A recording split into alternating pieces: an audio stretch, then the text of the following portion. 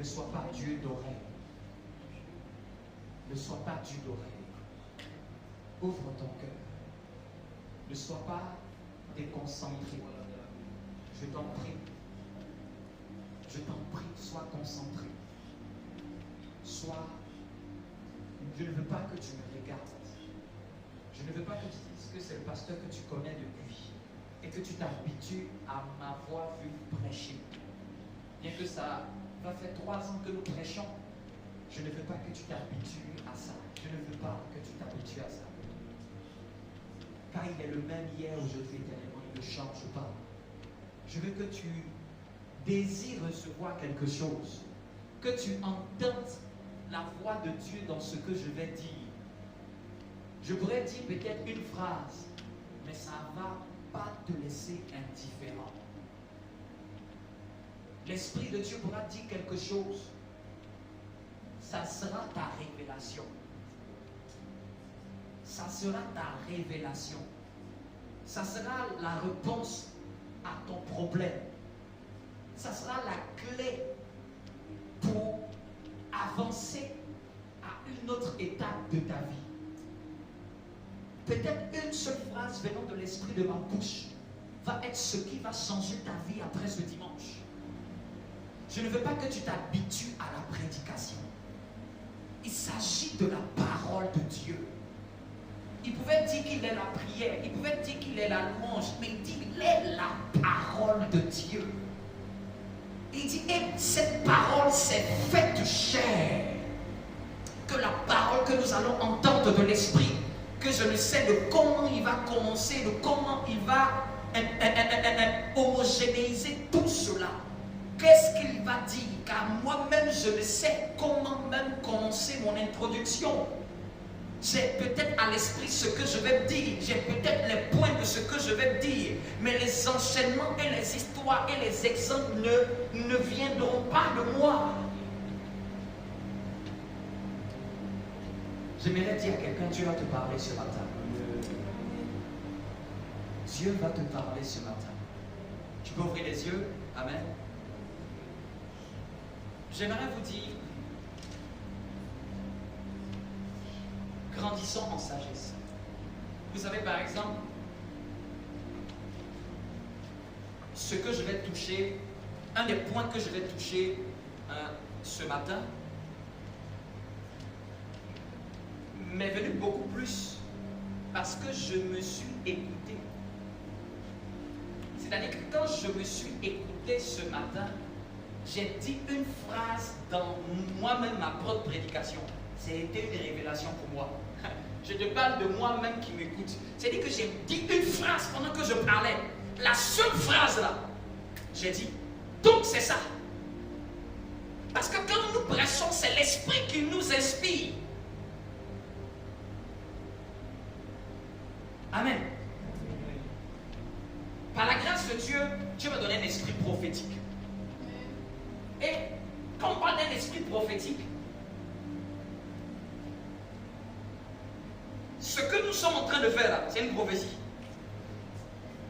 Quand je dis c'est une prophétie, c'est-à-dire que je parle sous l'onction de Dieu à tout le monde. Mais pendant que je suis en train de parler, je suis en train de prophétiser. Et celui qui saisit l'esprit, celui qui a l'esprit, celui qui est attentif, il va capter sa prophétie dedans. Si nous sommes 10 000 ici, et que je dois prophétiser individuellement, on ne va pas sortir d'ici. Vous me comprenez? Et Dieu, par sa sagesse, en plus de la prophétie individuelle, a utilisé pour ceux qui sont prophétiques la parole prophétique collective. C'est-à-dire que c'est un assemblage de prophéties à l'intérieur d'un message. Et pendant que je vais dire une phrase, c'est la prophétie de quelqu'un. Pendant que je vais dire un autre, même je vais prendre un exemple, c'est la prophétie de quelqu'un. Est-ce que quelqu'un me comprend? Dis à ton voisin, il faut capter ta prophétie ce matin. Amen. Ayez la sensibilité prophétique de saisir votre prophétie dans un message. te comprends que là, l'exemple qu'il a donné là, et souvent comment tu vas savoir, même Jean-Baptiste, quel était le signe sur lequel il a su que celui-ci allait être le Messie? Il dit celui sur qui l'Esprit de Dieu viendra, sur lequel tu feras l'Esprit, c'est lui le Messie. Donc il était cousin de Jésus, mais ne savait pas que Jésus était le Messie. C'est celui sur lequel il a vu l'Esprit descendre. Donc quand il a vu l'Esprit descendre sur lui, c'est là qu'il a su que son cousin, dont il était âgé de plus de 6 mois, que lui était le Messie.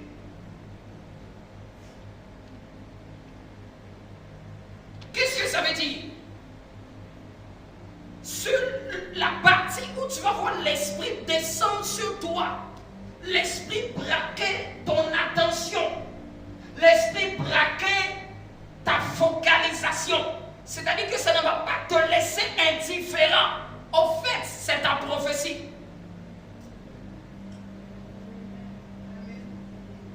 C'est la réponse de Dieu à une question. Quelqu'un me comprend? Oui.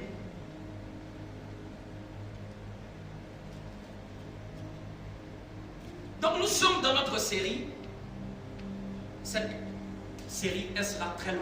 Amen. Parce que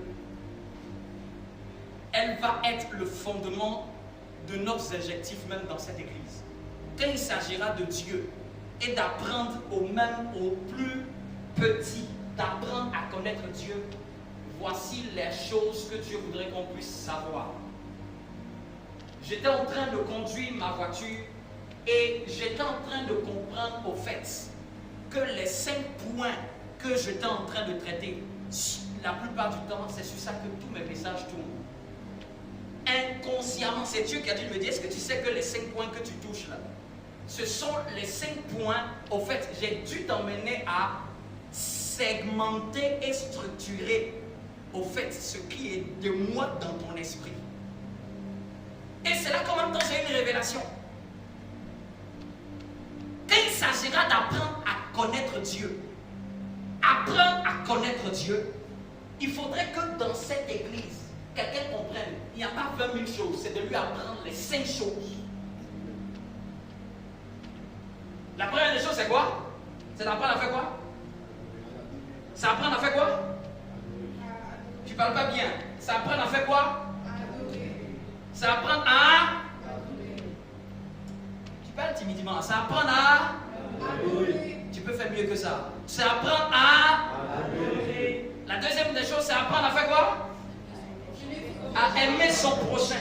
La troisième des choses, c'est apprendre à faire quoi? Être semblable à Christ. La quatrième des choses, c'est apprendre à faire quoi? Mettre ses talents et ses dons au service de... La cinquième chose, c'est apprendre à faire quoi? Parler de lui aux autres. Si quelqu'un me suit depuis 2020, il va voir que tout ce que j'ai prêché, quel que soit le thème, ça se retrouve dans un sous-thème, comme un sous-thème dans l'un de ces 5 points. Quel que soit, un va se retrouver à l'intérieur. Tiens ton voisin. Ce sont les lignes directives pour apprendre à connaître Dieu. Parce qu'on a dit que c'est comment rendre gloire à Dieu. C'est-à-dire que si quelqu'un veut connaître la posologie, là je viens de te donner la posologie. Bien aimé, il est important que on puisse te dire, voici ce que tu dois commencer à faire, 1, et voici ce que tu dois commencer à en faire en 2. Pour que en fait tu puisses être au niveau où Dieu attend ta vie. Amen. En d'autres termes, ne cherchez pas 20 000 choses. Ce que nous sommes en train d'enseigner, si quelqu'un commence à le pratiquer, sa vie est obligée d'être à un niveau supérieur.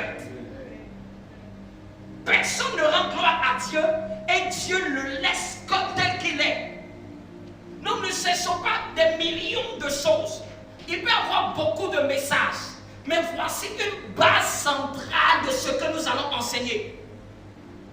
De ce que tu dois enseigner même à tes enfants. Si quelqu'un même va devenir père ou un mère d'un enfant, si tu dois apprendre à ton enfant les valeurs, tu dois lui apprendre ces 5 choses d'abord. Tout le reste, ça c'est supplémentaire. Mais s'il n'a pas d'abord les 5, s'il ne pratique pas d'abord les 5, en fait, il est en train de se perdre pour rien.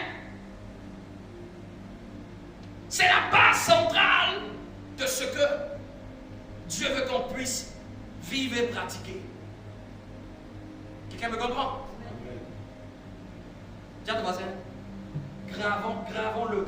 Amen. Je ne sais pas comment on va faire, mais dans la salle de Dieu, Dieu va nous donner cette sagesse. Mais ça va être l'un des fondements de notre Église. C'est-à-dire que ça va être notre horloge.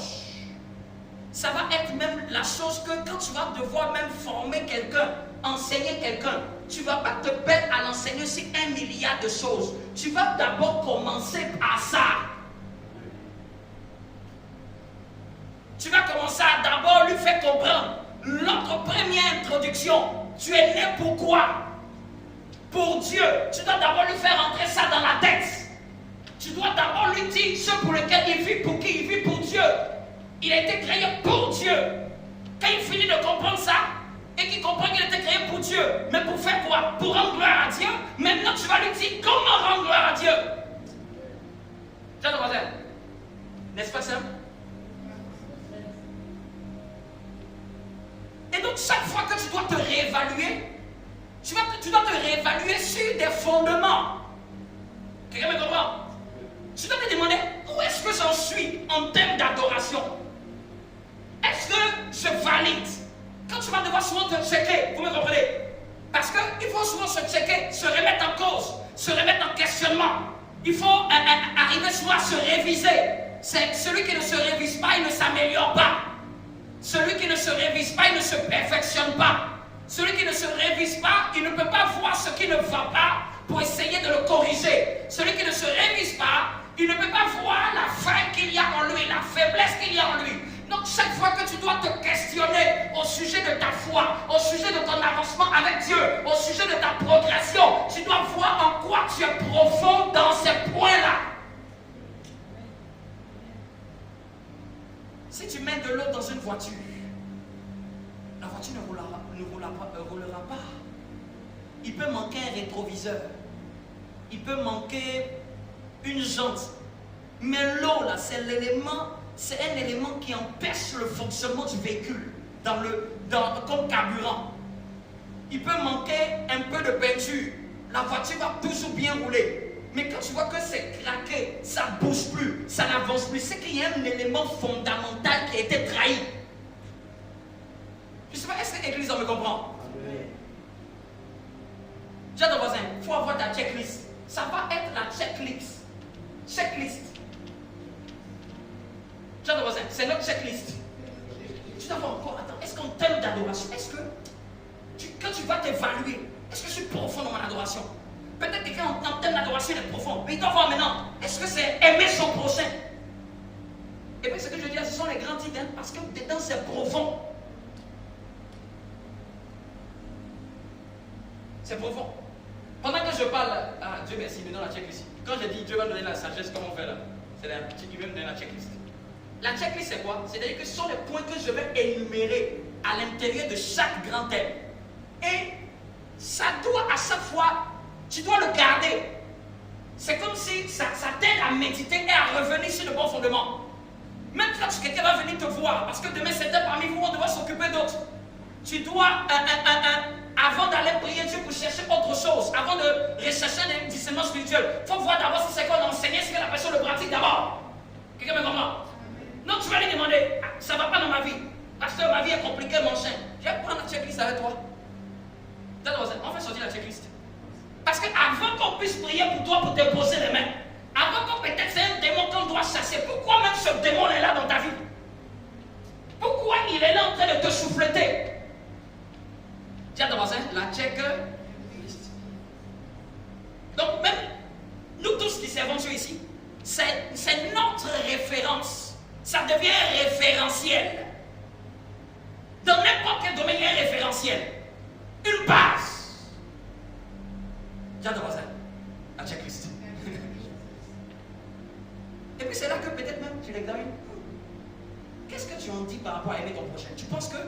Et puis tu fais sortir la checklist. Est-ce que ça tu le pratiques? Parce que si on ne pratique pas certaines choses, on ne peut pas être en train de dire que non, notre vie est bizarre, notre vie ne va pas. C'est pas parce que c'est Dieu le problème, c'est Satan le problème. C'est qu'il y a un élément. Et quand tu commences à constater quelque chose qui est dans la liste et que tu ne pratiques pas, en gros, on va te dire, va prier, va jeûner, va demander à Dieu de te donner cette capacité. capacité. Quelqu'un me comprend? Et c'est là qu'on t'accompagne même dans le suivi spirituel pour te dire, en fait, là, tu as cette étape, maintenant tu dois prier Dieu pour te donner de cette grâce, pour te donner le cœur pour faire cette partie du référentiel, des fondements. Parce que souvent, c'est une seule ligne dans tout ce référentiel-là. C'est ça que quelqu'un ne fait pas. Et puis, il coince quelque part. Quand je dis référentiel, c'est nous tous. Amen. Nous tous. Moi-même, ça va devenir mon référentiel. Est-ce que je suis profond dans ça? Est-ce que je le fais bien? Ce matin, j'étais en train de prier. Je crois que, souvent on a l'habitude, souvent qu'on prie, on veut que Dieu nous dise de nouvelles choses. Et l'Esprit de Dieu est en train de me rappeler. Est-ce que tu sais qu'il y a des choses que je t'ai dites? Est-ce que tu as pris le temps de vérifier si tu le fais bien? Et je m'attendais à de nouvelles révélations. Mais le Seigneur m'a ramené sur des révélations même de 2021. Avancer là, ce n'est pas simplement avoir de nouvelles choses, de nouvelles instructions de Dieu. C'est de voir ce qu'il avait dit avant. Est-ce que j'en suis? Où j'en suis? Donc j'ai commencé à me rappeler la chose de 2021 qu'il m'a dit. Et j'ai commencé à voir que si je m'évalue, je ne fais pas ça à 100% comme il aurait voulu que je fasse. Et j'ai compris, il dit ça devient mon point numéro 1, il faut que je valide ça. Je te parle de 2 ans en arrière. Une instruction. Et puis je dis, il faut que je fasse ça bien. Je le fais, mais je ne le fais pas au niveau où Dieu veut. C'est que Dieu dit, tu fais, mais je n'en suis pas encore satisfait. Et je me suis rappelé encore d'une 2e instruction, d'une 3e instruction. Non, tu peux tenter de prier, tu attends de nouvelles choses. Souvent, ce n'est pas de nouvelles révélations. Ce n'est pas parce que Dieu doit te donner de nouvelles. C'est les mêmes qu'il t'a donné que tu as négligé.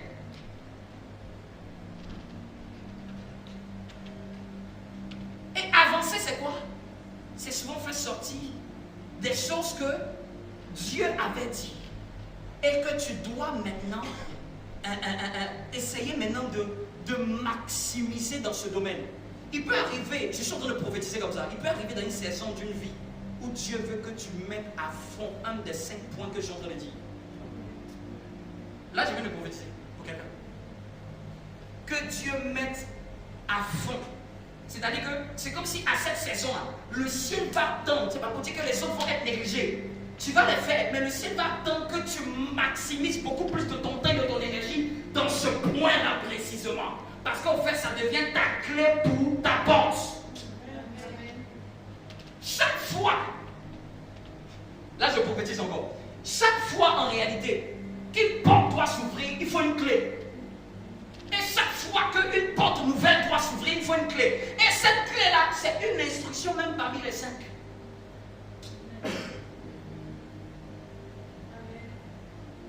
Ça va venir, ça va être un soubassement de un des 5 points. Quelqu'un me comprend? Quelqu'un me comprend?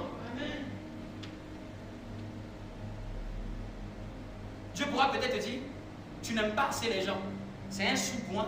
Tu vas me dire que tu n'aimes pas assez les gens. C'est-à-dire que c'est un sous-point d'aimer son prochain. Parce que quand quelqu'un va commencer maintenant, ça peut être ta directive. Et tu commences à faire ça à fond, à maximiser. Chacun, nous n'avons pas les mêmes clés pour ouvrir les mêmes portes. La clé de la porte de ma prochaine ascension n'est pas forcément la clé de la porte de ton ascension. Je prophétise pour quelqu'un. Tu vas connaître la clé de ta porte. Amen. Je prophétise même pour cette église. Lève la main.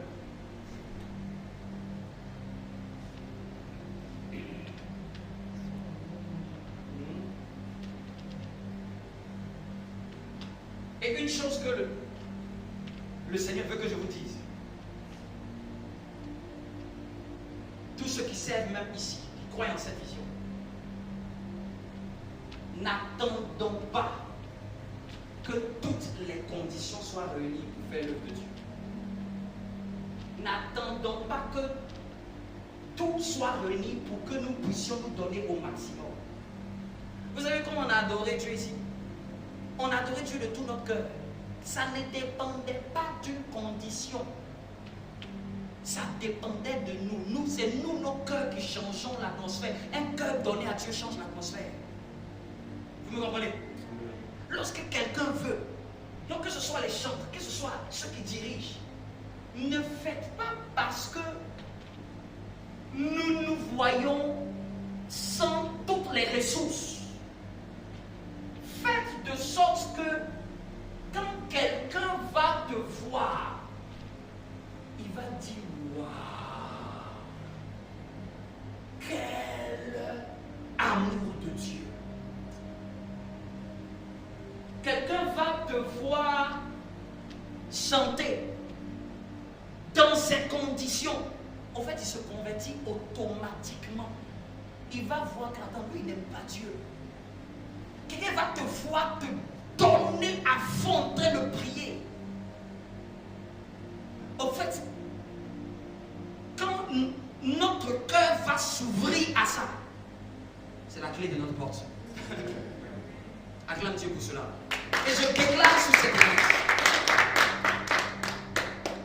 Je déclare, comme je l'ai déjà dit depuis le début que nous avons commencé. Nous irons loin. On amène encore un amen. Vous savez ce qui me plaît, c'est que quand quelque chose est de Dieu, ça ne vient pas de ce que tu vois. Si c'était parce que je voyais et puis que je disais, on a dit que c'est parce qu'il voit et qu'il dit. Il n'y a rien. Et puis je dis en ce mois de juillet et je prophétise de tout mon cœur et de toute mon âme, dur comme fer, nous irons loin au nom de Jésus.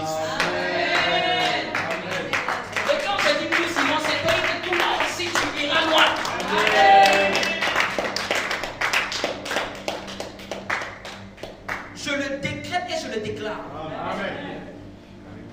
Personne ne nous arrêtera sur le chemin de notre destinée.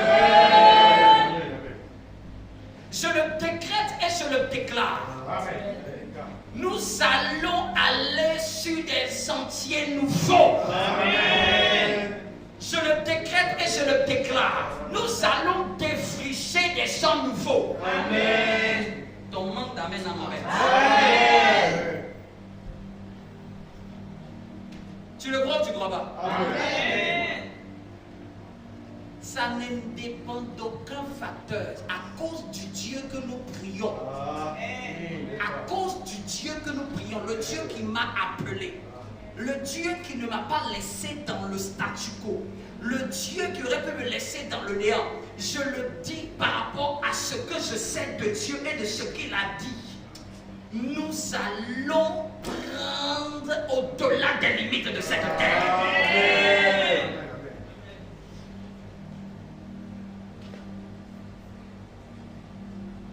Je le décrète et je le déclare. Amen. Ta vie ira loin. Amen. Ta destinée ira loin. Amen. Ton devenir ira loin. Amen. Ton futur ira loin. Amen. Bizarrement, je n'ai pas prévu, mais beaucoup depuis ce matin, j'entends, je dis prophétique. Je dis ta vie ira loin. Amen. Ta destinée ira loin. Amen. Ton devenir ira loin. Amen. Ta saison ira loin. Amen. La saison de cette église va aller loin. Amen. Elle va traverser les temps et les âges. Quand j'étais en train de voir où Dieu nous a pris et Dieu nous a emmenés, j'ai remarqué les premières années où on a fait l'église, on n'est pas resté une année dans notre lieu. Et le deuxième lieu de Montreuil, nous sommes allés à Épinay. Et de Épinay, nous n'avons pas fait une année encore. Amen. Et nous sommes arrivés ici en juin 2022. Et nous avons fait une année. C'est-à-dire que depuis que l'église existe, c'est la première fois que l'église a pu se stabiliser pendant une année dans un lieu sans trouble, sans quelque chose, sans qu'il y ait quoi que ce soit. Ce que quelqu'un va croire que c'est le hasard, moi j'appelle ça la grâce de Dieu. Et que tu commences quelque chose, tu ne fais pas une année, tu oublies de bouger. Tu fais encore, ça ne fait pas encore une année, tu oublies de bouger. Et tu arrives dans un lieu. Ah, Dieu nous a donné le repos ici. bâtir, c'est le repos pour nous élargir, c'est le repos, nous bénissons Dieu de cette stabilité qu'il nous a donnée. C'est-à-dire, quelles que soient les fluctuations, les vents, les saisons, nous n'avons plus de problème de ça, nous n'avons plus de problème de lieu de prière, même s'il y a des tumultes. Mais nous disons que Seigneur, béni sois-tu de là où tu nous as emmenés. Et nous croyons que Père, à partir de cette saison, tu vas nous permettre encore d'élargir les murs de cette œuvre. Prends place. Ta vie est bénie. Amen. Je le dis dans la vie de quelqu'un, si tu veux marcher avec nous, tu vas être obligé de réussir. Amen. Je parle à quiconque croit en cette œuvre et croit en ce que Dieu a mis en nous. S'il croit, il est obligé d'aller de l'avant. C'est la grâce de cette œuvre. C'est la grâce de ce que tu as mis en nous. Amen. Tu seras obligé de progresser. C'est que si tu veux être avec nous, tu seras obligé de progresser. Amen. Prenons les Écritures.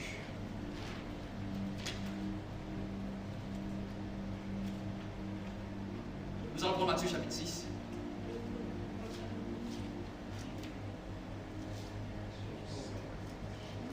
Donc toi qui es là, crois en cette œuvre, crois en ce que Dieu est en train de faire. Crois en ce que Dieu est en train de faire. Qui fait par la main de ses serviteurs. Crois aux paroles que nous donnons. Crois aux déclarations, crois aux prophéties. Crois à ce qui t'a été annoncé. Esaïe pouvait dire, qui a cru à ce qui nous avait été annoncé? Qui a cru? Dieu cherche quelqu'un pour croire.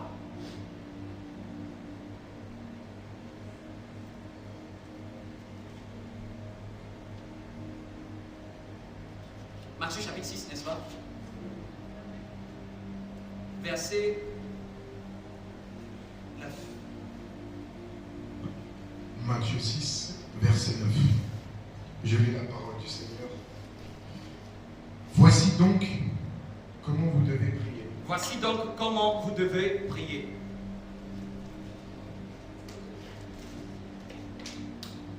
Vas-y. Notre Père qui es aux cieux, que ton nom soit sanctifié, que ton règne, que ta volonté soit sur la terre comme au ciel. On s'arrête là. Merci. Augmentez juste un peu mon micro s'il vous plaît. Voici donc comment vous devez prier.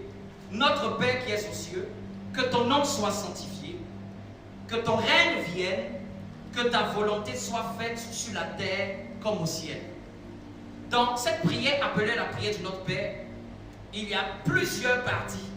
Et ces premiers vers sont, ces trois vers sont la première partie d'une pensée divine. Quelqu'un me comprend? J'avais dit aujourd'hui nous devons parler du deuxième point, d'aimer son prochain. Mais quand je priais, je ne sentais pas encore d'aller là-bas. Amen. C'est pour ça que je bénis soit Dieu. Dieu me dit, continue sur le point que tu étais en train de développer, qui était ce que c'est adorer Dieu. Amen. Comment rendre gloire à Dieu en l'adorant? Dis avec moi, comment rendre gloire à Dieu en l'adorant? Moi-même, j'ai dit, mais Seigneur, j'ai déjà parlé ça les 2 dimanches. Il me dit, encore, insiste. Et mieux vaut obéir à Dieu que de faire ma propre volonté. Donc, ne te dis pas que... Bon, j'avais compris et que il doit passer à autre chose. Quand Dieu dit insiste, c'est qu'il y a quelqu'un qui n'a pas compris. C'est qu'il y a une dimension même de ce que je devais dire que je n'ai pas encore dit. Amen. Amen. Par exemple, si ce n'était pas pour insister, je n'allais pas prendre ce verset-là. Donc quand on prend ce verset, on voit que la première phrase, c'est notre Père qui est aux cieux, que ton nom soit sanctifié. Comment rendre gloire à Dieu en l'adorant? Vous voyez déjà dans ce premier texte, on dit notre Père. Notre Père. Et la première des choses qui est importante, c'est que celui qui veut adorer Dieu, il doit reconnaître Dieu comme étant Père. Il y a des gens qui considèrent seulement Dieu comme étant un être éloigné, un être qui a des années-lumière. Quel des premiers points que je touche ce matin, c'est qu'il doit grandir dans la révélation de Dieu comme étant mon Père. Quelqu'un me suit? Amen. Ce n'est pas toujours instinctif. Ça paraît normal. Mais dans l'Ancien Testament, les Juifs priaient Dieu. Les Juifs ne priaient pas Dieu le Père. Quand je dis que les Juifs ne priaient pas Dieu le Père, les Juifs n'avaient pas dans leur pensée la culture de considérer Dieu comme étant un Père. Quand tu considères Dieu comme étant un Père, c'est comme s'il fait partie intégrante d'une famille. Les Juifs le voyaient comme un être à craindre seulement, un être supérieur. Oui, c'est un être à craindre, c'est un être supérieur, c'est un être divin, c'est un être glorieux, c'est un être merveilleux, c'est un être puissant, c'est un être élevé, c'est un être magnifique, c'est un être capable de tout faire. Mais il a voulu dans le Nouveau Testament nous montrer une facette de ce qu'il est que les Juifs ne connaissaient pas. Par la personne de Jésus, il est venu nous montrer que Dieu est cet Dieu. Mais est-ce que vous savez qu'il y a un lien spirituel qui vous lie avec Dieu? Est-ce que vous savez qu'il y a un lien filial de filiation? Prenez n'importe quelle religion. Il n'y en a aucune, pratiquement dans ceux que je connais, qui considère la divinité comme étant sa paternité. C'est-à-dire qu'il considère la divinité comme étant un membre de filiation, comme étant un membre de sa famille. Quand on dit père, c'est-à-dire qu'il est la source par laquelle je suis sorti. C'est-à-dire que tu le sais, mais le problème, je ne parle pas de le savoir. Je veux que tu en sois conscient. C'est deux choses différentes. Que je sache que Dieu est un Père et que j'ai la conscience qu'il est mon Père. Quelqu'un me comprend? Là, pendant que je suis en train de parler, il me dit même, regarde même dans le verset. On n'a pas dit mon Père à moi qui est dans les cieux. Notre Père. C'est vrai que ça rejoint même le deuxième point de comment rendre gloire à Dieu. Tu ne peux pas rendre gloire à Dieu si tu n'associes pas nous. Notre. C'est-à-dire que celui qui fait ça, il ne peut pas être seul. C'est en association avec plusieurs qu'on fait ce genre de prière. Tout ce que Jésus dit n'est pas au hasard. Il aurait pu dire, voici comment vous devez prier. Dites, mon Père qui est dans les cieux. C'est vrai que souvent même on le dit dans la bouche. Mais si Jésus a gardé notre Père, c'est parce que Jésus a toujours gardé la culture et la pensée que les chrétiens ne peuvent pas être individuels. Amen. Impossible. Quand quelqu'un est chez lui et dit qu'il n'aime pas les églises, dis à ton voisin, comment tu vas faire notre Père? Tu vas être dans ta chambre, à moins que tu es dans... comment tu vas faire? Et que je suis là, je prie dans ma chambre. Tu dis, notre Père, là, tu vas le faire comment? Tu vas le faire comment? Tu vas le faire comment? Pour lui montrer l'importance de la communion, l'importance de la communauté, l'importance du ensemble, l'importance de partager ensemble. Quelqu'un me comprend? Le salut est certes individuel, mais le salut sur la terre se vit en communauté.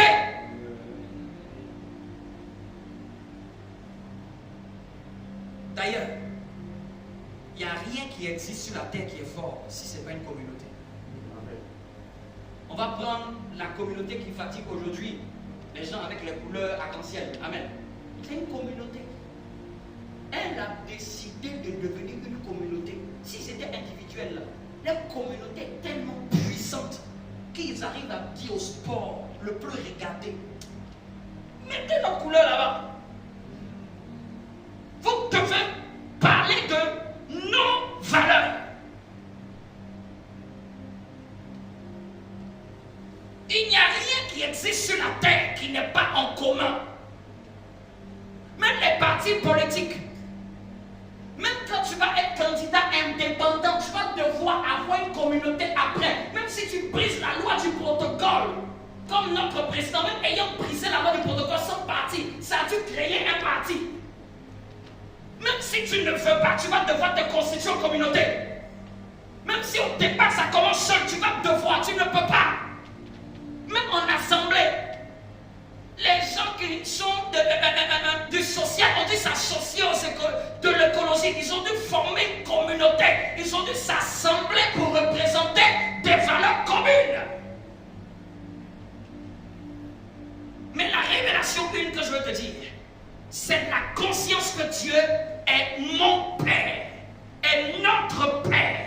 C'est différent de le savoir. C'est d'être conscient que quand je m'approche de lui, quand je veux me mettre à prier, le Dieu auquel je vais prier là, c'est mon Père. Laissez-moi vous dire, Dieu est plus ton Père que ton Père biologique. Dieu est plus notre Père que le Père biologique. Parce que c'est par Dieu que ce Père biologique là existe. Donc Dieu est plus ton Père que ton Père biologique. Dieu est plus ton Père que ton Père spirituel. Parce que c'est par Dieu que ce Père spirituel-là est. C'est Dieu qui engendre les autres types de Père. Mais le Père par excellence, c'est lui. Quelqu'un me comprend? Quelqu'un me comprend? C'est Dieu qui permet le Père biologique pour t'aider à prendre soin de ton éducation et de ton corps. Biologique, bios, c'est ton corps. Vous savez, quand tu commences à être mature de corps, à un moment, il ne peut plus avoir autorité sur toi dans certains pays. Amen. C'est Dieu même qui donne le Père spirituel pour bâtir ton esprit, forcer ton esprit. Mais la référence de tous les pères, c'est Dieu. Le Père par excellence, c'est Dieu. Le Père céleste, c'est lui. Non, il y a le Père biologique, il y a le Père céleste, il y a le Père spirituel. Il faut savoir honorer chaque catégorie de Père.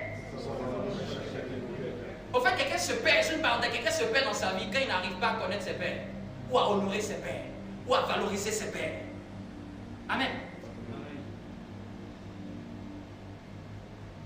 C'est pas l'objet aujourd'hui. Mais il y a des pères même par adoption. Ça fera l'objet un jour d'un autre enseignement. Les différents types de pères.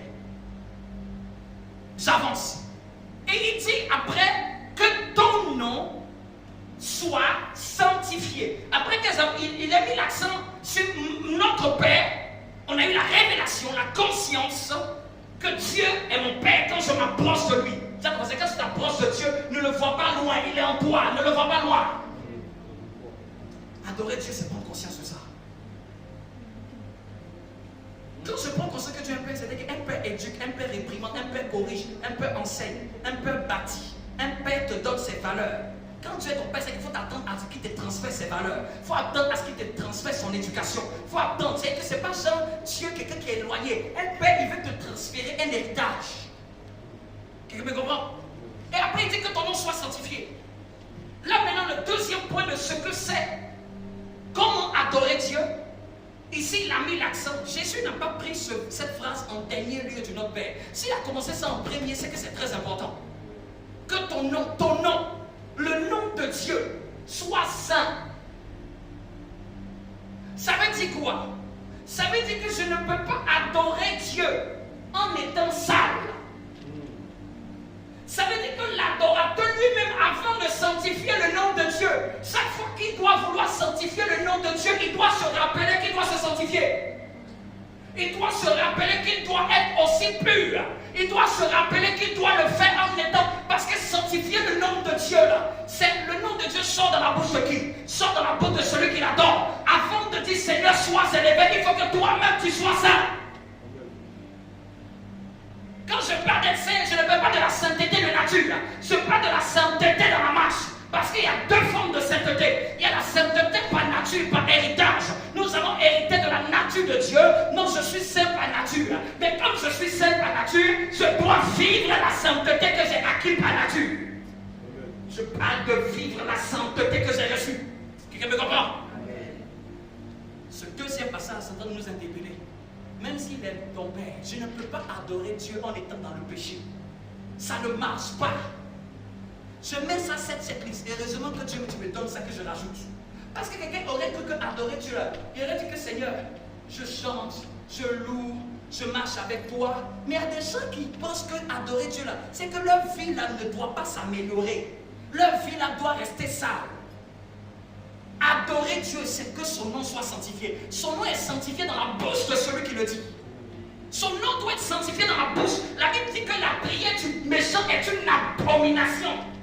Donc quand tu vas dire Seigneur, je t'aime, je t'adore, et quand ta condition n'est pas propre vis-à-vis de Dieu, Jésus dit, la parole de Dieu dit, elle est une abomination. Donc ne me demandez pas, n'attendez pas de vouloir percer avec Dieu si l'église même n'est pas validée. Est-ce que je marche? Je n'ai pas dit est-ce que j'ai la sainteté. Je ne t'ai pas dit que tu n'as pas la sainteté. Tu as la sainteté. Mais c'est une chose d'avoir quelque chose, mais c'est une autre chose de marcher avec ça. Quelqu'un me comprend? Nous tous ici, nous sommes saints. Parce que c'est ce que notre Père nous a donné. Il dit, soyez saints comme je suis saint. J'aimerais dire à quelqu'un qui avait une mentalité religieuse, non, personne n'est saint, tu es un menteur. Si quelqu'un t'a dit ça, c'est un menteur. Te fais sortir le verset de la Bible.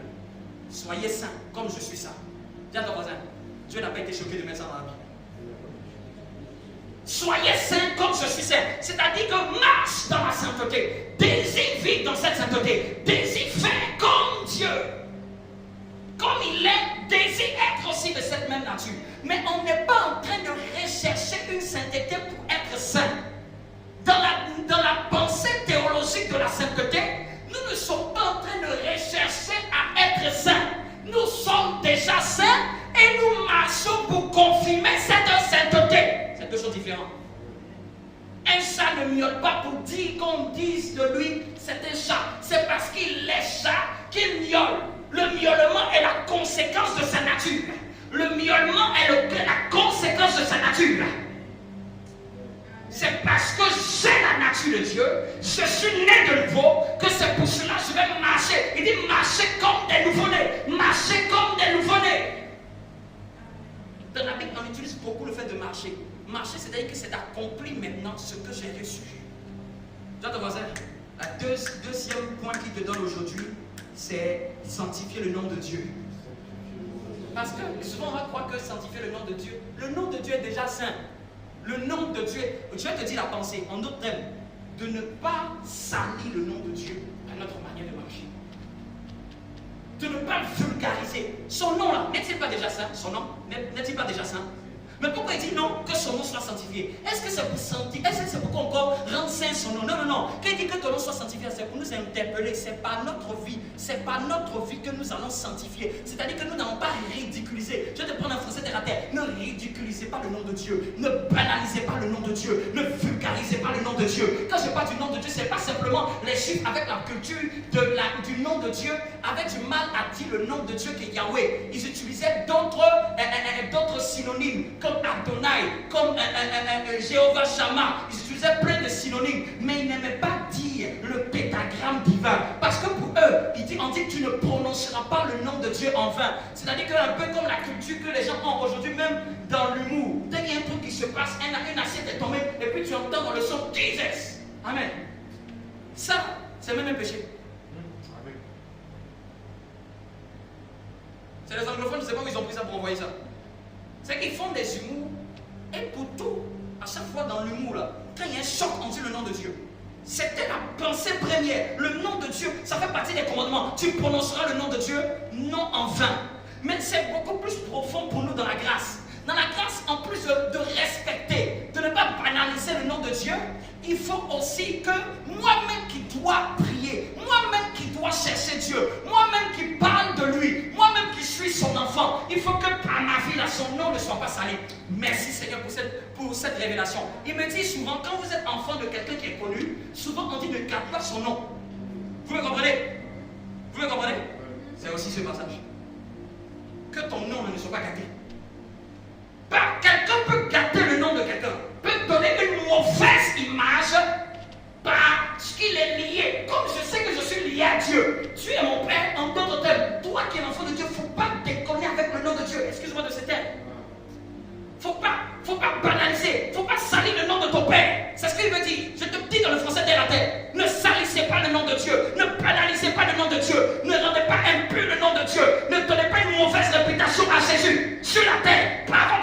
marcher. Donc quand je suis chrétien, si par moi quelqu'un a une mauvaise pensée de l'église, j'ai péché contre Dieu. Combien de chrétiens ont sali le nom de Dieu par leur manière de marcher, par leur manière de vivre, par un commentaire sur les réseaux sociaux? Réfléchis à 100 milliards de fois avant de faire un commentaire. Parce que si on sait que tu es chrétien, cette parole-là peut gâter le nom de Dieu, peut déranger, donner une mauvaise image du monde au sujet de Dieu. Amen. Aujourd'hui, le monde, si tu demandes aux gens du monde qui connaissent les églises, ils ont une sale image de ce que c'est l'église. Qui a fait ça? Ce sont nous les enfants de Dieu. Ou ceux qui disaient qu'ils étaient enfants de Dieu. Il y a des gens qui ne veulent pas se convertir parce qu'ils ne veulent plus entendre parler d'un pasteur ou des chrétiens. Parce qu'un chrétien ou un enfant de Dieu, la Bible dit qu'un scandale peut arriver. Mais malheur pas la personne que le scandale arrive. Fais tout, mais que le malheur n'arrive pas dans ta maison à cause d'un scandale. Quand on va scandaliser, c'est offusquer quelqu'un, c'est scandaliser quelqu'un. C'est peut-être la personne par laquelle quelqu'un a été mis dans tous ses états.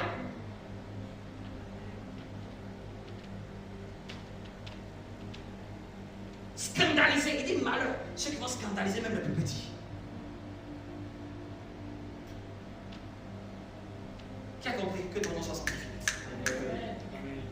Ça veut dire, je dois sanctifier le nom de Dieu par la qualité de ma marche. C'est bien plus que de simplement la prononcer, vous me comprenez? Mais par la qualité de ma marche, je dois sanctifier le nom de Dieu. C'est ça aussi être un adorateur. Donc quand demain tu vas devoir prendre la checklist, tu vas voir, est-ce que je sanctifie le nom de Dieu? Tu vas regarder le mois, tu vas regarder l'année là. Est-ce que j'ai sanctifié le nom de Dieu? Si tu as joué avec le péché, tu sais que tu n'as pas été en bonne voie. Tu dois maintenant prier Dieu pour que tu puisses mettre en ordre ta vie de sorte à sanctifier son nom. Ainsi tu valides un critère de ce que c'est être adorateur de Dieu. Quelqu'un me suit?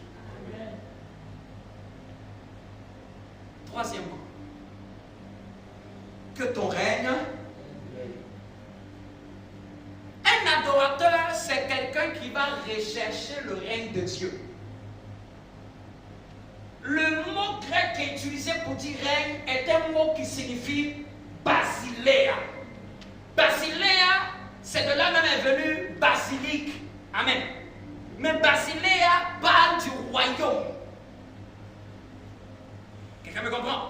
Basileia parle du royaume. La définition, tu vas voir que souvent on utilise le grec, nous on a traduit règne. Ou dans certains textes c'est dit royaume. Mais en fait, le même mot grec est le même. Quand tu parles de règne, quand tu parles de royaume, le grec utilise le même mot, basileia. Donc, qu'est-ce que c'est? Et il nous dit dans la prière, priez que mon royaume vienne. Souvent, on a fait ce genre de prière, mais on n'a pas compris la profondeur de ce que c'était. Qui parle du royaume, parle de la royauté de Dieu. Qui parle de la royauté, parle du Dieu qui est roi. Et quand tu commences à voir tu commences à regarder la facette de Dieu, en plus d'être Père, ici il nous interpelle sur sa qualité de roi. Et qu'est-ce que fait un roi? Un roi, c'est quelqu'un qui domine sur les territoires. Une des meilleures définitions en anglais, c'est kingdom. Amen. Quand on dit royaume en anglais, c'est kingdom. Amen. Si on traduit terre à terre, ça veut dire le domaine du roi. Donc, qui dit que ton kingdom vienne? Quelqu'un me comprend? Que le kingdom, le roi de ce domaine-là vienne. C'est-à-dire que sur la terre est l'image d'un royaume. Elle l'image d'un royaume. Et qui dit le règne de Dieu, c'est-à-dire que le règne de Dieu, sa souveraineté, il doit être le propriétaire légiféré, il doit être celui qui est établi sur ce domaine. En d'autres termes, qu'est-ce qu'une possession démoniaque? C'est quand un esprit prend le règne dans la vie, dans un domaine de quelqu'un. Donc quand on dit le règne de Dieu vienne, c'est d'abord dans ta vie. Il y a des domaines, si Dieu ne règne pas, Satan va t'attaquer et te malmener. C'est-à-dire, avant que même Dieu puisse dire quelque chose, est-ce qu'il est le roi dedans? Que ton règne vienne, est-ce que tu es le roi? C'est-à-dire, quand on parle du règne, c'est aussi comprendre que Dieu, là, il est mon roi. Et un roi a des sujets, des gens qui sont autour de lui pour le servir. C'est de reconnaître qu'en fait, c'est Dieu le roi. On ne contredit pas le roi. On ne change pas la parole du roi. On ne dilapide pas la parole du roi. Ce que le roi a dit, tout le monde s'y soumet. C'est une chose de reconnaître Jésus comme mon Père, mais c'est une autre révélation de reconnaître Jésus comme mon roi. Quand tu le reconnais comme ton roi, tu sais que tu n'as pas d'autre choix de t'y soumettre. Tu sais que tu n'as pas d'autre choix qui soit aux commandes. Tu sais que tu n'as pas d'autre choix qui soit à la tête. Tu sais qu'il n'a pas d'autre choix d'être devant. Tu sais qu'il n'a pas d'autre choix d'être celui qui dirige, celui qui préside. Tu sais qu'il n'a pas d'autre choix que tu te soumettes à lui. Amen. Dieu est ton Père, oui. Dis à ton voisin, est-ce que tu as fait de lui ton roi? Lisez ceux qui ont fait l'étude des rois. Jusqu'à aujourd'hui, il fallait que la reine d'Angleterre décède pour qu'on mette quelqu'un sur son trône. C'est-à-dire que ça n'existe pas la démocratie. C'est pas genre, on va faire 5 ans et on va t'enlever. C'est un règne éternel. Déjà, imagine un être humain, quand il est roi dans un pays, c'est jusqu'à sa mort. Et imagine Dieu qui ne meurt jamais. Son règne est éternel. C'est-à-dire que, regardez, comment ils ont célébré la reine d'Angleterre? La reine d'Angleterre n'est pas une mauvaise reine. Pour eux, ceux qui l'ont célébrée là, ils aiment leur reine. Ils aiment leur reine. Amen. Et ça, c'est les humains. Elle n'est pas peut-être parfaite, mais ils aiment leur reine. Le pays aime leur reine. Vous me comprenez? Regardez, ils sont parmi les pays qui n'ont pas annulé la royauté. Si on veut savoir quelle est la nation qui a influencé le plus le monde, dites-moi c'est quelle nation? C'est l'Angleterre. Le football que les gens jouent là, c'est les Anglais qui ont créé ça. Les grands réveils, les revivalistes, les gens, ce sont les Anglais. Même quand on parle des Américains, c'est les Anglais qui se sont émigrés sur le territoire d'Amérique. C'est-à-dire qu'il y a quelque chose de particulier qui vient de cette partie du monde. Tout la France est l'un des pays qui a dit la royauté, ça n'existe pas. On va même couper ta tête. C'est ça qu'ils ont décapité le roi, ça non? Décapiter un roi. C'est comme une forme de malédiction. Peu importe l'autorité, même s'il était méchant, un roi reste un roi. Amen. Regardez la principauté qui se trouve sur le territoire. Elle est incomparable aux autres villes. C'est comme s'il y a quelque chose de divin. La royauté, là, ce n'est pas les hommes qui ont créé. Les hommes ont pu en abuser. Les hommes ont pu mal utiliser. Mais en fait, la pensée première de la royauté, c'est Dieu. Donc, reconnaître, appeler le règne de Dieu, c'est désirer qu'il soit le roi de ma vie. Tiens ton voisin, est-ce que tu as désiré que Dieu soit le roi de ta vie? Roi là, c'est-à-dire qu'il doit régner sur tous les domaines de ma vie. Tous les domaines. Quand le roi vient, il est roi sur des domaines. Il n'y a pas de roi sans un domaine. Tous les domaines de ma vie. Financier, il est le roi. Matrimonial, il est le roi. Santé, il est le roi. Éducationnel, il est le roi. Socialement, il est le roi. Familièrement, il est le roi. C'est-à-dire que Dieu règne dans chaque domaine de ma vie. Dans mes pensées, il est le roi. Dans mes émotions, il est le roi. Dans mon passe-temps, il est le roi. C'est pas genre Dieu était juste dimanche où j'ai prié et puis un autre domaine, il n'est pas le roi. Tout ce que tu vas faire là, tu vas le faire en ayant conscience que c'est lui qui règne. Je termine avec ce point. Après la royauté, amen. Donc ce troisième point, c'est que ton règne vienne. Mais ici, le règne n'est pas établi directement. Le règne s'appelle. J'insiste sur le troisième point. C'est-à-dire que ça doit être quelqu'un qui décide que le Seigneur vienne. Vous voyez ici, on ne parle pas encore de mon pain de ce jour. Parce que ce n'est pas à l'ordre du jour dans cette partie de la vie du chrétien. En d'autres termes, quand quelqu'un doit commencer sa foi chrétienne, il doit suivre les étapes de cette prière. Il doit suivre comme un protocole. Parce que même tout ce qu'on enseigne est inclus dans cette prière. Le notre, le nous, c'est être ensemble. Amen. Amen. Amen. Que ton règne, c'est-à-dire que quelqu'un qui désire que Dieu soit là. Quand on était à l'explosion de gloire, on avait vu Marie de Magdala qui pleurait parce qu'on avait enlevé son Seigneur. C'est-à-dire que c'est quelqu'un qui désire voir la plénitude de Dieu, même dans sa vie. Ce n'est pas quelqu'un qui se satisfait. Ici, il a dit que ton règne vienne. C'est-à-dire que le règne n'y est pas. Le règne n'y est pas. C'est-à-dire que tu respectes Dieu comme étant ton Seigneur. Tu te sanctifies. Mais Dieu dit, mon règne n'est pas là. Ma domination n'est pas là. Mon autorité n'est pas là. Et tu dois désirer. Quand quelqu'un est un adorateur, il doit savoir qu'il y a certaines choses qui ne sont pas des acquis. Dieu ne le fait pas si l'adorateur ne le désire pas. Une église doit désirer des choses de Dieu.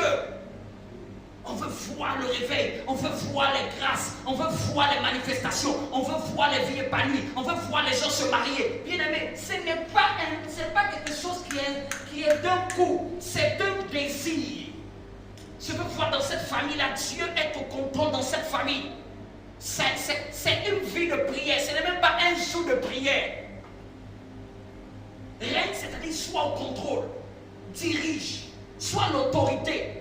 Ta suprématie, ton hégémonie, ta puissance, ta souveraineté, ton commandement, siège, prends la place. D'où ce chant-là, que tous les autres noms disparaissent jusqu'à ce qu'il n'y ait que toi. C'est l'expression de que ton règne vienne. Parce que le chant dit que tous les autres noms, l'orgueil disparaît, le mensonge disparaît, la calomnie disparaît, jusqu'à ce qu'il n'y ait que toi. L'envie dans mon cœur disparaisse, les désirs impurs disparaissent. Quelqu'un ne m'a pas dit bon amen.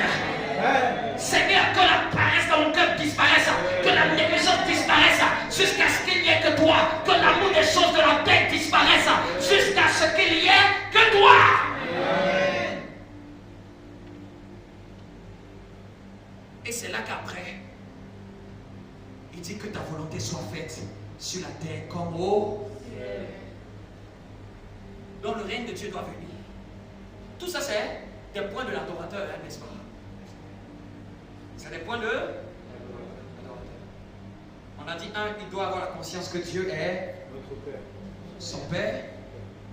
2, il doit faire quoi? Sanctifier le nom de Dieu par la qualité de sa marche. Par la qualité de sa marche. C'est en marchant bien que je sanctifie le nom de Dieu. 3, appeler le règne de Dieu. Que le règne de Dieu vienne, arrive. Parce que je sais que le règne de Dieu n'est pas là. Tu peux voir ta famille, tu peux voir il y a des choses qui manquent. C'est parce que le règne, un adorateur, c'est quelqu'un qui peut voir un manque dans un lieu. Bien aimé, n'attendons pas que dans l'église, on attend que ce soit le pasteur qui fasse tout. Le règne de Dieu n'est pas d'un coup. Quelqu'un, tu peux être à l'église, tu peux voir qu'il y a un manque. C'est que ton règne vienne. Amen. C'est que tu es l'intercession même de la maison spirituelle. Amen. Que ton règne vienne. Qui est ceci, qui est cela? C'est que c'est ton désir. Tu me pleures pour ça. Tu gémis même pour ça. Parce que l'église, c'est l'extension du royaume de Dieu. Donc comment je peux voir le royaume de Dieu se manifester? Même dans l'église. Dans l'église. Que les vies soient transformées. Que les gens changent. Que les gens soient métamorphosés. C'est pas en train de dire lui il était comme ça, lui il était comme ça. Bien aimé. Un adorateur n'est pas en train de cataloguer quelqu'un. Il peut voir le manque. Mais il dit, Seigneur, change cette personne. Apporte plus de personnes qui vont croire en cette vision. Apporte ce règne. Apporte des gens qui vont apporter ton règne. Amen. C'est dommage qu'une église ne soit pas elle seule, celle-même qui crie à Dieu pour ça. Et qu'il doit avoir un département expressif pour crier à Dieu. Quand on parle d'intercéder, c'est appeler le règne de Dieu. Intercéder, je suis entre le défi et Dieu. Et j'appelle Dieu pour répondre au défi. Et le dernier point, c'est que ta volonté soit faite. Sur la terre comme au ciel. Le règne met beaucoup plus l'accent sur la puissance de Dieu. L'autorité de Dieu. Quelqu'un me comprend? Les valeurs de Dieu. Les principes de Dieu. Quelqu'un me comprend? Qui parle du royaume, parle des principes. Qui est la pureté? C'est un principe. Qui est la sainteté? C'est un principe. Qui est l'honneur à Dieu dans cette église? C'est un principe. La royauté met l'accent sur les valeurs du royaume. La culture du royaume. La mentalité du royaume. Amen. C'est tout un enseignement. On n'aura pas le temps de faire qu'aujourd'hui. Mais maintenant, la culture du royaume peut être là, mais il y a des desseins de Dieu. Amen. Oui. Il dit que ta volonté soit faite. C'est pas simplement Seigneur, je veux connaître ta volonté. Cette volonté-là doit être faite. C'est quelqu'un qui va rechercher la faisabilité de la volonté de Dieu. Qui va rechercher, comme il peut te le dire, tiens-toi debout. Qui peut, comment je vais te l'expliquer? Qui va rechercher le faire, la volonté de Dieu. Nous tous ici, là, si on demande quelle est la volonté de Dieu, on connaît la volonté de Dieu dans la Bible, on connaît. C'est pas de connaître seulement la volonté. C'est au-delà de connaître la volonté, c'est faire la volonté.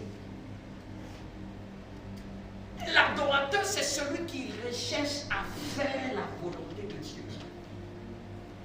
Vous savez quoi? Seigneur, nous désirons faire ta volonté. L'adorateur, c'est celui qui désire faire ce que Dieu veut. S'il dit que ta volonté soit faite, c'est que sa volonté n'est pas notre volonté. Disons-nous le cache. La volonté que j'ai est différente de la volonté de Dieu. Dieu n'a pas dit que sa volonté est automatiquement notre volonté. Mais nous devons dire, non pas ma volonté, mais ta volonté soit faite. Faire. Tiens, faire la volonté de Dieu. Non, l'adorateur, il désire. Il est à la recherche de faire. Seigneur, qu'est-ce que tu veux pour ma famille? Qu'est-ce que tu veux pour moi pour ce mois de juillet? Le mois de juillet de commencer. J'ai fait mes calculs, j'ai fait mes plans, j'ai fait mes programmes. Mais qu'est-ce que tu veux que je fasse?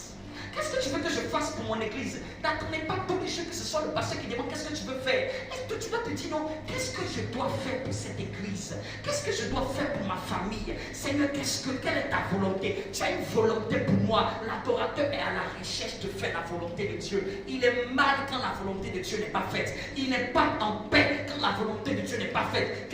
Il n'est pas simplement question que les hommes de Dieu fassent la volonté de Dieu. Tous les sujets du roi font la volonté de leur père. Doivent faire la volonté de leur roi, doivent rechercher le faire. C'est acte. Quelqu'un a donné la définition de l'adoration. Il dit l'adoration, c'est l'action. C'est l'action. L'action. L'action que nous posons avec des motivations de respect et de vénération. C'est-à-dire que l'adoration, c'est toujours une action qui a des motivations d'élever Dieu, qui a des motivations d'honorer Dieu, qui a des motivations. C'est toujours une action. Tu peux le noter. L'adoration est toujours une action, mais avec des motivations de rendre gloire à Dieu. Tu peux vouloir donner aux pauvres, mais la motivation, c'est une action, oui, mais la motivation, c'est pour rendre gloire à Dieu. Tu peux vouloir aider quelqu'un, mais c'est une action, oui, mais c'est pour rendre gloire à Dieu. Vous me comprenez? C'est une action. L'adoration ne peut pas être seulement dans le cœur, c'est une action. C'est un fait qui doit se conjuguer en acte. Faire la volonté de Dieu. Faire la volonté de Dieu. Mets la main sur le cœur et prie. Et demande à Dieu un cœur qui recherche sa volonté. Qui veut faire sa volonté. Dieu pourrait nous poser la question. Vous êtes à l'église, mais qui sont ceux-mêmes qui veulent faire ma volonté à l'église? Qui sont ceux-mêmes qui veulent faire la volonté de Dieu? Si c'est juste venir à l'église m'écouter et que tout ce que tu entends ne te pousse pas à faire la volonté de Dieu, au fait, tu n'es pas en train d'être l'adorateur que Dieu recherche. Tu es certes un chrétien, tu es sauvé, mais sur la terre, tu ne sers à rien à Dieu. Tu ne sers à rien à Dieu. Dieu a une volonté. Prie, prie, prie. Ne prie pas timidement. Vous savez qu'ici, on ne nous emmène pas à prier timidement.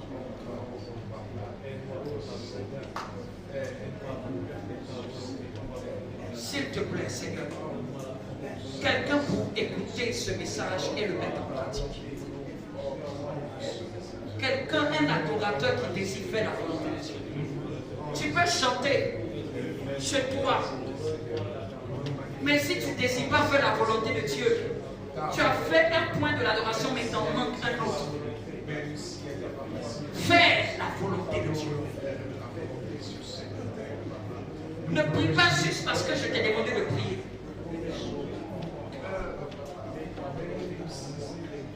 Nous voulons faire ta volonté.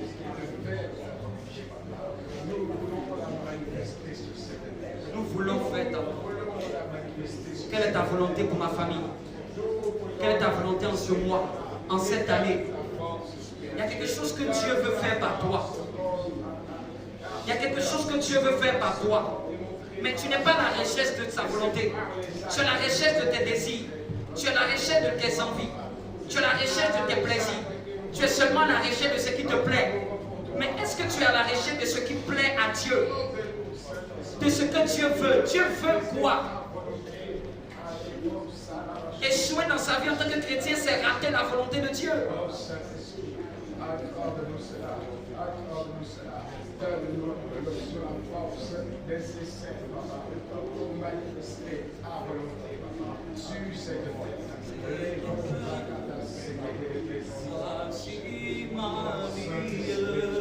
Oh Saint-Esprit, pour faire ta volonté, Jésus, voici mon âme pour faire ta volonté, ta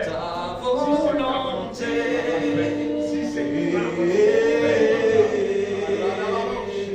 Je veux faire ta volonté, ta volonté.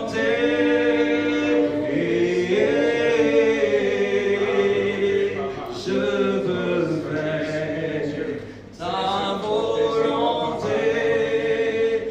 ta volonté.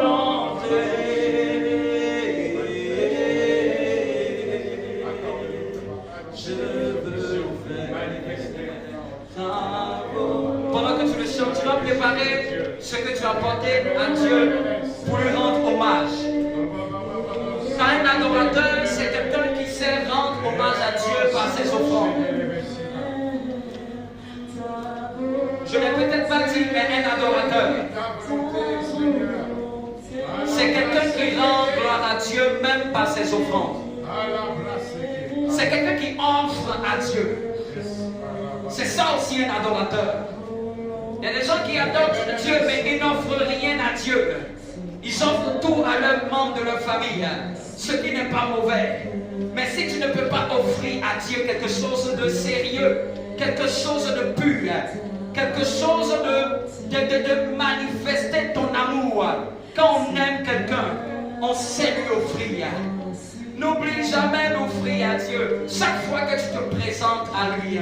N'oublie pas dans ce qu'il te donne de dire Seigneur, voici la part de mon amour. C'est pour ça que dans l'offrande, il y a le verbe offrir. Ce n'est pas un don. J'offre, j'offre, j'offre.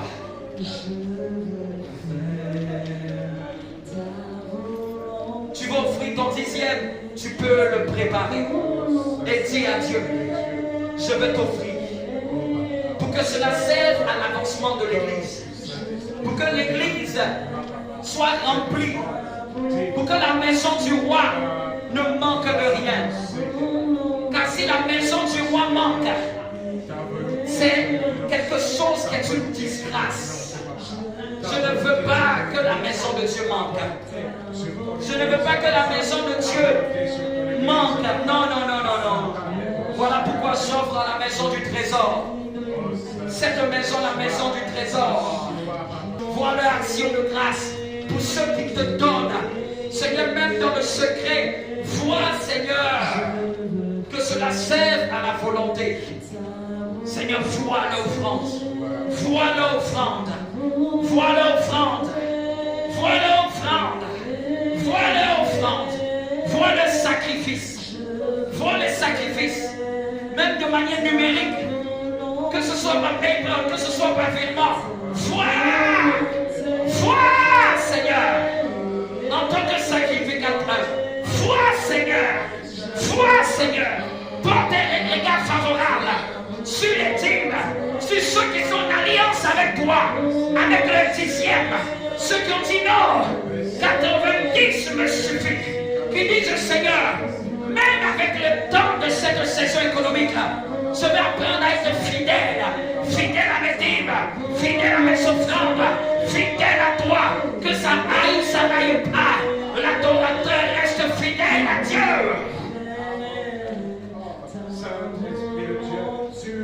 Fidèle à toi. Acclame Dieu pour sa parole.